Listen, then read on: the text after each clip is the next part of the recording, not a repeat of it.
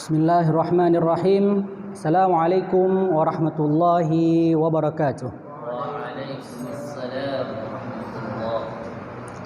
warahmatullahi. Alhamdulillahilladzi arsala rasulahu bil huda wa dinil haqq liyudhhirahu 'alad dini kullihi wa kafaa billahi shahida.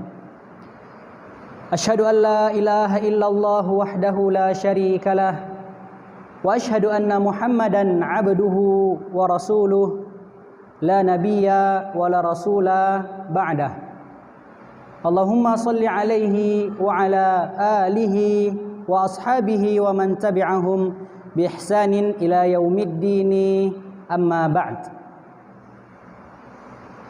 Jamaah salat Isya tarawih beserta witir insyaallah yang dimuliakan oleh Allah Subhanahu wa taala.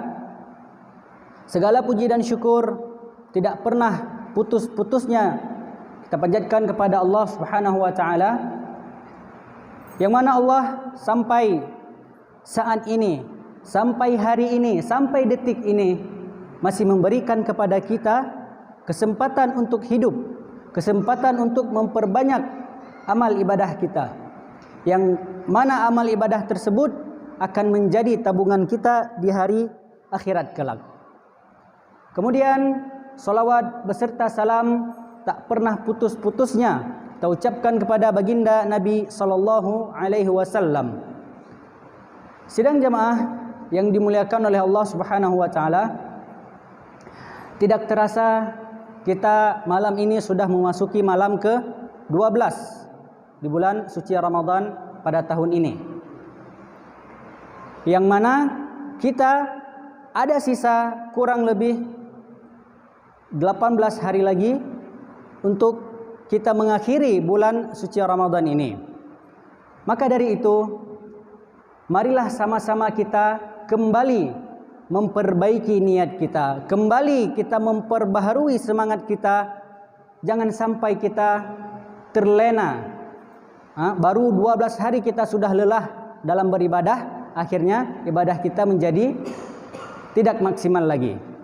Salah seorang ulama mengatakan, jaddidil safinah fa innal bahra 'amiq. Perbaharuilah kapalmu karena lautan itu sangatlah dalam.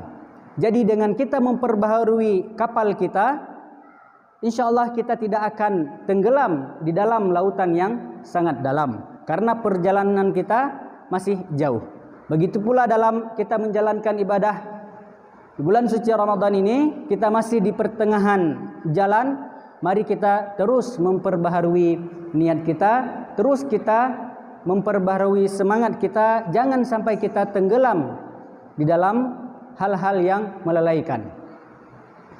Sidang jamaah yang dimuliakan oleh Allah Subhanahu wa taala, Allah Subhanahu wa taala berfirman di dalam Al-Qur'anul Karim, kullu nafsin dha'iqatul maut.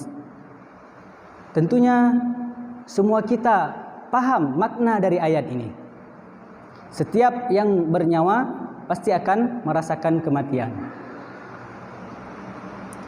Apakah kematian itu harus menunggu usia 60 tahun? Apakah kematian itu harus menunggu tua dulu baru meninggal? Tidak, jemaah yang dimuliakan Allah.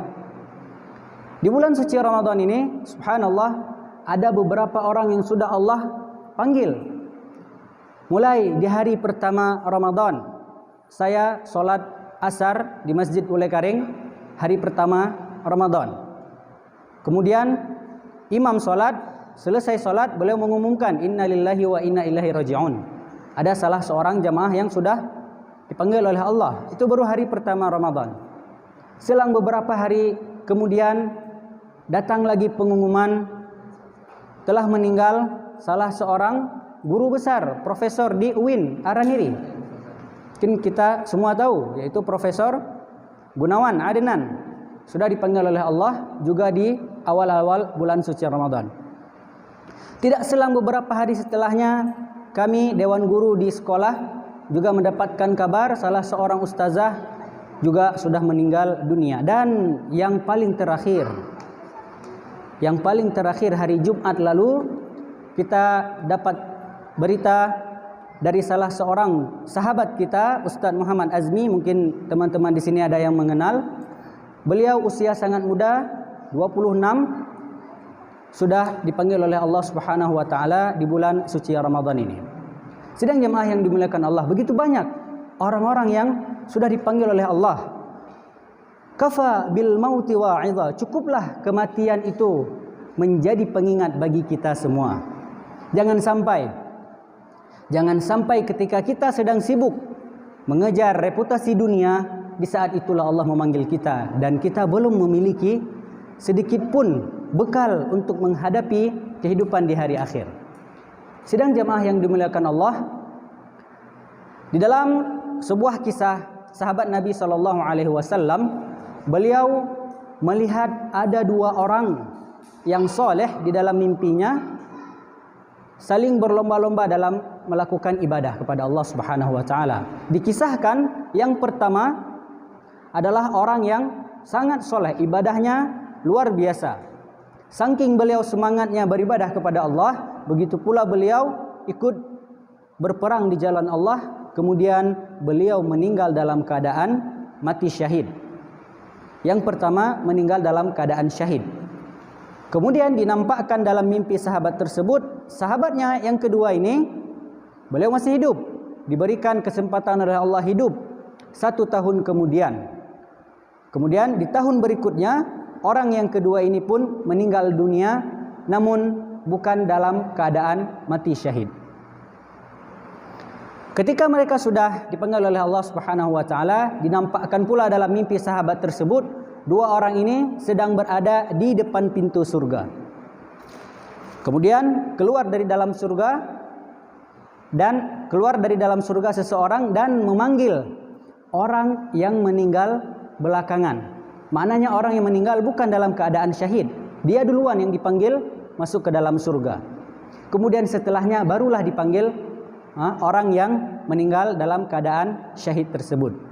Melihat fenomena tersebut, sahabat ini kemudian bangun dari tidurnya.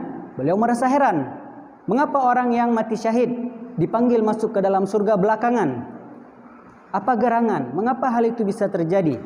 Kemudian sahabat ini datang kepada baginda Nabi SAW menceritakan mimpi tersebut. Lalu Nabi menanyakan kepadanya, apa yang membuatmu heran dari kisah tersebut? Sahabat ini merasa heran dan bertanya kepada Nabi, bukankah Nabi, orang yang mati syahid ini dijamin masuk surga, mengapa dia masuk surga belakangan? Kemudian Nabi menjawab, bukankah orang yang meninggal kedua itu dia bertemu dengan bulan suci Ramadan? Bukankah dia memperbanyak amalan ibadahnya di bulan suci Ramadan? Di bulan tersebut dia berpuasa, dia sholat, dia bersedekah, dan amalan tersebutlah yang membuat dia lebih duluan masuk surga dibandingkan yang mati syahid tadi. Ikhwati rahimani wa rahimakumullahu jami'an. Dari kisah ini, marilah sama-sama kita mengambil pelajaran bahwasanya Allah masih memberikan kepada kita kesempatan untuk memaksimalkan, mengoptimalkan ibadah-ibadah di bulan suci Ramadan. Maka dari itu marilah sama-sama mulai saat ini jangan sampai semangat kita kendor.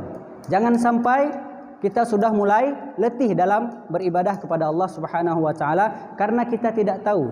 Bisa jadi setelah ini kita dipanggil oleh Allah Subhanahu wa taala, bisa jadi tahun depan kita tidak berjumpa lagi dengan bulan suci Ramadan. Maka jadikanlah seolah-olah Ramadan ini adalah Ramadan terakhir kita.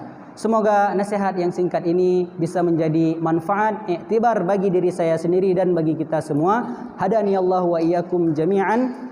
نختتم بدعاء كفارة المجلس سبحانك اللهم وبحمدك أشهد أن لا إله إلا أنت أستغفرك وأتوب إليك والسلام عليكم ورحمة الله وبركاته.